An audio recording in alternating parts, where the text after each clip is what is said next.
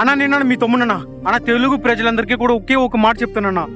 అన్న, ఇంతవరకు మాట్లాడింది వేరే, ఇప్పుడు వరకు మాట్లాడుతుంది వేరే అన్న.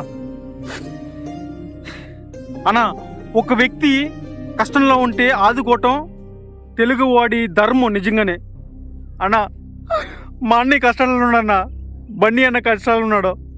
పుష్ప సినిమా తీసి కొంచెం కూడా మనశాంతిగా ఉండలేదన్న. మా అన్నయ్య ఎంజాయ్ చేయలేదు. వెంటనే కష్టాలు, వెంటనే అవమానాలు తీసుకెళ్లి జైలు వేశారు.